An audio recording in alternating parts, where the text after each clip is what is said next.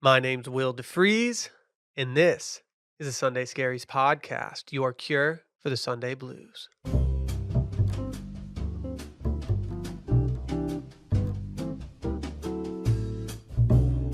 Today's guest is someone who you also may spend a lot of Sundays with, DJ Piehowski from No Laying Up. And today we're going to find out just exactly how he spends his Sundays. DJ, welcome. Will, thanks for having me, man.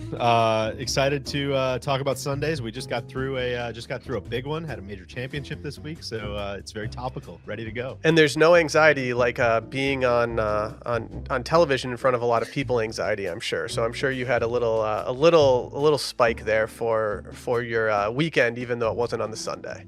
That's right. We had some Friday scaries going on. A little trouble sleeping Friday night, but then we got into our first broadcast Saturday, and we were off and running and made a lot of mistakes, which I think took a lot of pressure off. And then Sunday was a breeze. So by the time we actually got to Sunday, it was totally fine. Well, when you wake up on Sunday and you're in your pajamas and you got to go change, what is your ideal Sunday outfit? Wow, that's a good question. Sunday mornings are usually very low key. So ideally we don't have too much going on, but I would say first things first, we're going to walk the dogs.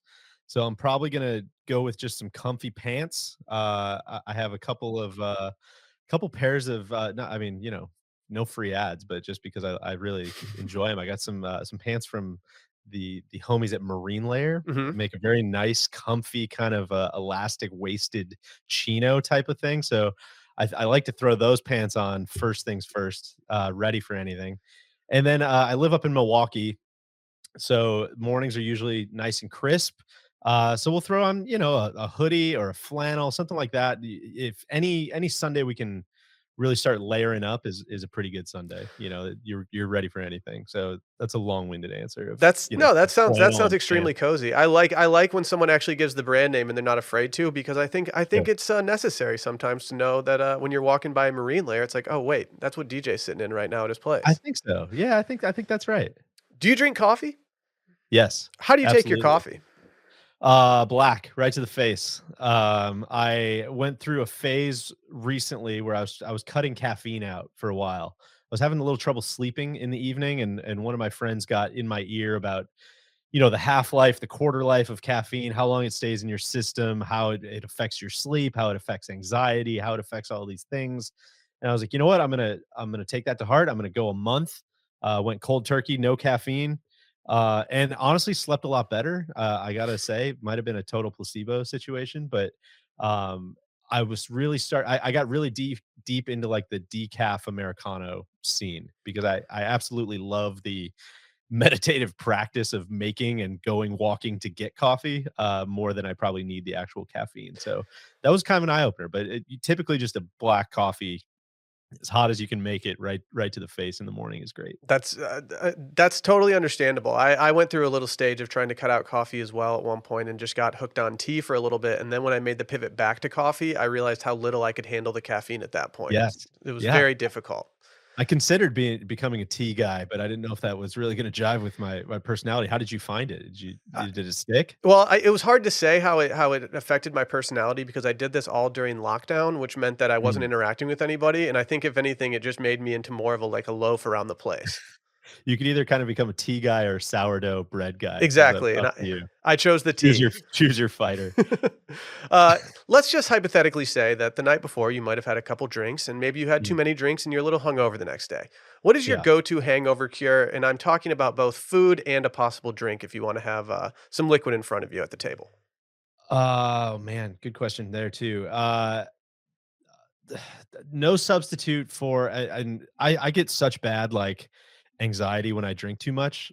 Like, I almost, like, physically can't handle the act of, like, drinking too much because I just get to a point where I'm so, like, cripplingly afraid of the hangover that Hmm. I just won't let myself get there. My body just starts to reject it. So, it doesn't happen that frequently, but when it does, I would say you can't beat, like, a sugar-free Gatorade in the morning, especially, we go on a lot of golf trips for work, and so there's a lot of times you're kinda out shooting all day, and then you have too many drinks, and you have to get up for an early tee time, and you're kinda a little shaky on the first tee.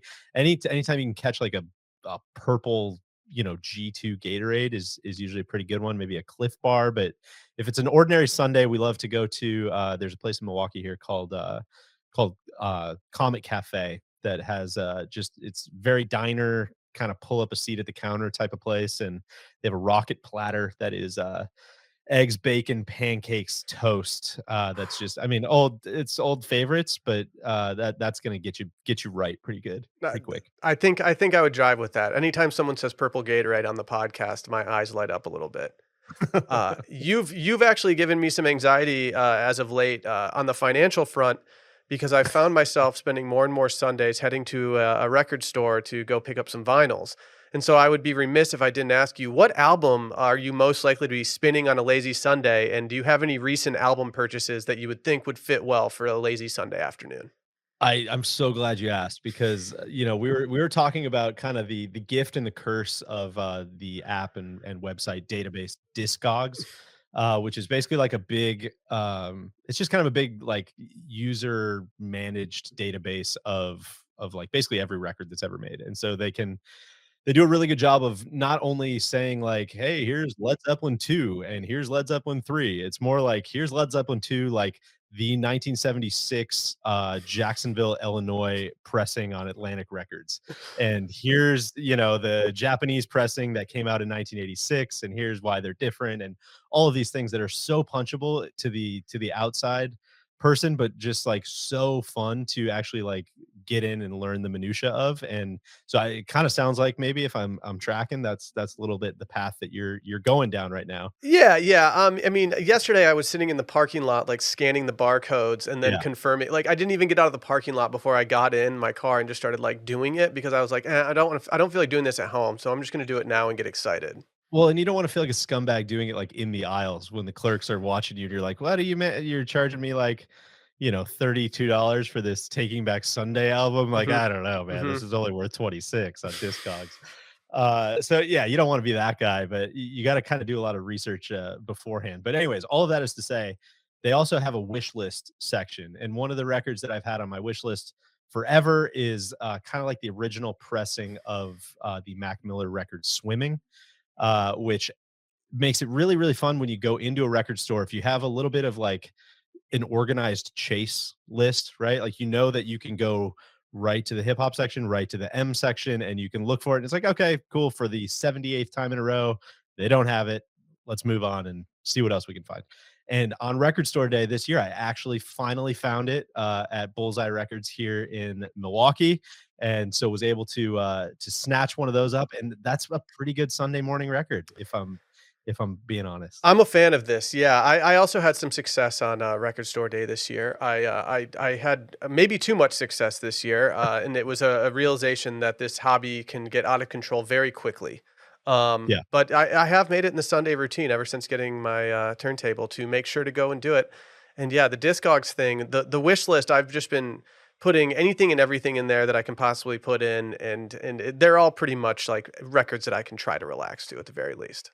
I think that yeah, exactly. I think the other one I would shout out that's a really good Sunday morning record. I'm not like I went through as as did most people who like listen to music or any truck commercials for the last like decade. Went through a Black Keys phase, of course, like Hmm. post college, and I don't really listen to them very much anymore. But Dan Auerbach put out a solo record a couple years ago that's really, really, really good, and I would just I would urge people to seek that one out too. That's a great Sunday morning record. I don't know if you know this, but you are my only friend on Discogs right now, and I can see your want list, and I have actually added things from your want list to my Yeah. list, being like, you know what, that's a really good call. That's a really good call. Oh, I love that. That's great. That's people helping people. That's how the system's supposed to work.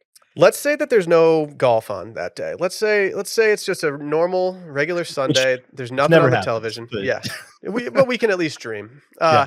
What would you maybe binge on the couch to distract yourself that day? Oh, man, I'm not a huge, binger. I wish I was. My wife, thankfully, is kinda pull I would be. I have a very bad tendency to binge, and I think my wife, Justine, pulls me out of that habit and likes to kinda savor, shows a little bit more, which is probably a net positive for my, mental health because I would just sink into the couch forever. No one would ever see me again. But That's what I do. um, we watch a lot of baseball together on Sunday afternoons. Okay. I we both enjoy watching the Chicago White Sox for better or worse. Obviously, they're going to play a lot of those 110 Sunday afternoon games where you don't really have anything going on. You've already got your comic cafe. The dogs are a little sleepy. Maybe you went to the dog park, and then you kind of got that like 1 to 3, crack open some windows, get the breeze going in the house, and just watch the White Sox lose like 9-1. That's pretty good stuff. That's pretty hard to beat. I know that's a super boring answer, but No, I that's mean, it. it's better than some people's answers where I'm just like, "Oh, like, you spend so much time doing like, watching that show?" But I can't really talk because, much like I got into tea, the other British, thing that I got into during lockdown was Love Island, so I don't really have a good resume for binge watching things either way. Of Um course, the Love Island boys. I think if I was going to if I was gonna pick a show that I could just hammer for hours and hours, like and sink into, it'd probably be Top Chef. I I get think that. I think I've recently got into a Gordon Ramsay favorite, Next Level Chef, which never seen. it's the premise of it is absolutely ridiculous. They have 3 different floors. The top floor is like a beautiful commercial grade kitchen with like everything you could ever need. The middle floor is like a very normal kitchen, and then the bottom floor is like the worst kitchen you can ever have. And based on your performance on the show, they put you in one of the kitchens and you have to do something. But they really shoehorn in the Funny phrase too. next level every Yeah. single time that they can. How can we take this dish to the next level? Like, how can I get to the next level? And I think the You contestants get it? actually get Did you paid. get it? Yeah, like they get paid on how often they actually shoehorn that in. And I think they have a better chance in the show long term with the producers if they say next level. That's interesting. All right, I'll seek that out. Mhm. This next question is one that might inspire some anxiety instead of curing some people's, but you actually might cure it if you have an answer that is of volume. What is your screen time looking like these days on your phone? Oh, it's bad. It's not good. I have tried. I think I'm in full blown like, I'm pretty self aware that I'm in full blown like addiction Mhm. mode, right? Like I've set the screen time limits. I've tried that. I've tried deleting the apps. When I'm not using them, Instagram and Twitter, and I just instantly re-download them again. It's pretty brutal. So a lot of that I would like to say is because of my job and trying to follow golf stuff and trying to follow, hashtag the conversation on Twitter. But I don't love it. Much like the caffeine thing, I've done a good job of going through some pretty extended purges, some kind of personal retreats from the social media stuff. If I have a couple weeks where I'm off on the podcast and I don't need to be on or I don't need to be watching golf or something like that, I'll kind of just full detox for a week or two. But after that, I tend to go back into my same habits. So it's almost like we've reached like a détente, right? Like we've kind of tried everything, and we're just gonna have to be kind of functional alcoholics with regards to screen time. So it's not a great answer, but I guess just know that if you're feeling the same way, there's many of us out there. Yeah, I always use the excuse like, "No, I work in media. I need to be on my phone all the time." And that's just Yeah. simply not true. And I think my phone's even stopped telling me. It doesn't even tell me at this point, like your phone's No, gone up same. or down. It's just like, this is what your screen time was. Figure it out. Yeah. It's Do just do you have like the actual time? Like, dude, is there like I used to have the number I time should be on my looking home at? screen so that if I looked at my phone, I had to see right away how much time I was spending on my phone that day. And it got so depressing that I decided to completely bury any indicator of how much time I'm actually spending on my phone. You actually like now I'm curious. I don't know what a good number is. I'm at 2 hours and 20 minutes. For today. No, that's my daily Oh, average. see, I think that's great. Overall, I think Really? I think you're coming in lower than a lot of people. Yeah, Okay. yeah. I think you can be Well, that happy makes with that. me feel better. Yeah. Alright, maybe I'll ratchet it up. Maybe I'll download some more apps. Yeah, You know what it actually you is? need to be on your You know phone what I more. you know what I will say? This is a very Sunday thing, but while I'm listening to that Mac Miller record, I think a big reason my screen time is actually up recently, I'm just become a crossword fiend. Ooh. Like, so just hammering the New York Times crossword app for, like, hours at a time. So, Yeah. that is gonna throw the screen time off, but I'm totally okay with that. That's like when I tell people, like, "No, I was driving," and it registers all the screen time while you're playing music Right. from driving. Like, I had my Yeah, maps up. What do you want me to do? Um, exactly. every Sunday I open my refrigerator and I think to myself, "I wish I had more food in here. I wish I had more drinks in here." What if I opened your refrigerator right now, what would I find in there, and would you be proud of it? I would be proud of it only because I have very little control over it again. My wife is, is extremely, extremely helpful when it comes to grocery shopping, organization, all of those things. Whenever it is, up to me, I'm constantly just like, yeah, I don't know. There's like there's a sandwich place down the road. Maybe we just go there for every meal. Maybe we just hit the Potbelly like 14 times a week. I don't know if you thought about that. And she's like, well, what if we ate like adult food and grown up food? So she's great at keeping it pretty stocked with a lot of veggies.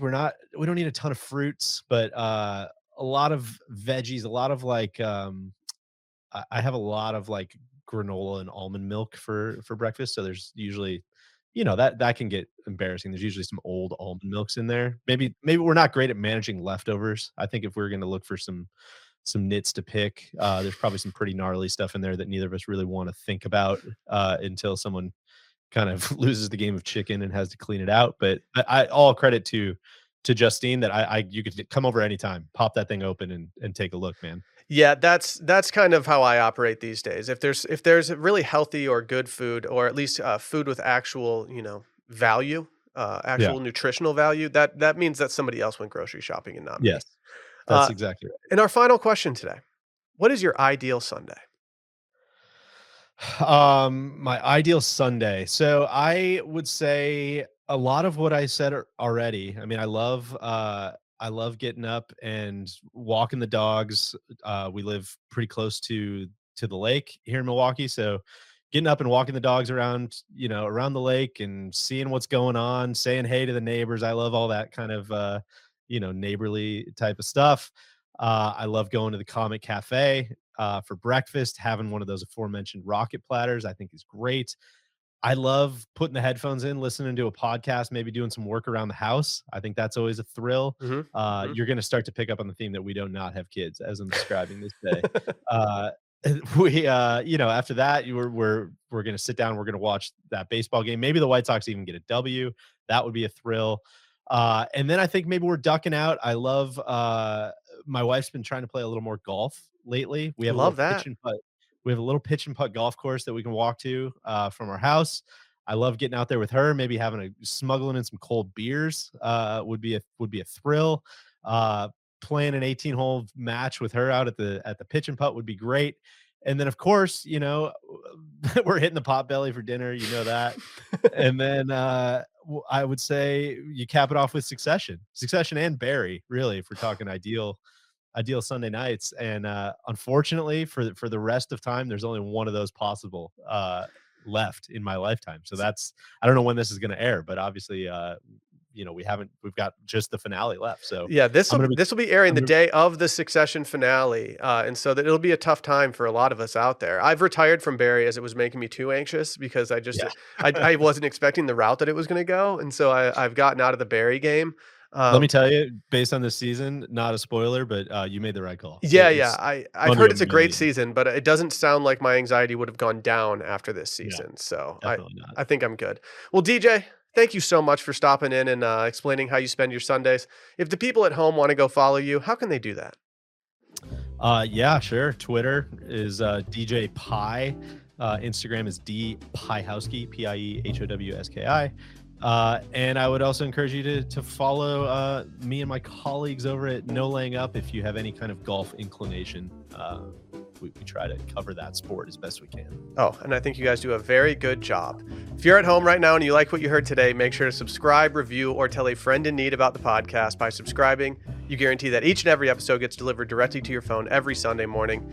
And you can also follow along on Twitter at Sunday Scaries and Instagram, which is at Sunday.Scaries, or you can follow me both on Twitter and Instagram at Will DeFreeze. And remember, always trim the wicks on your scented candles. We'll see you next Sunday.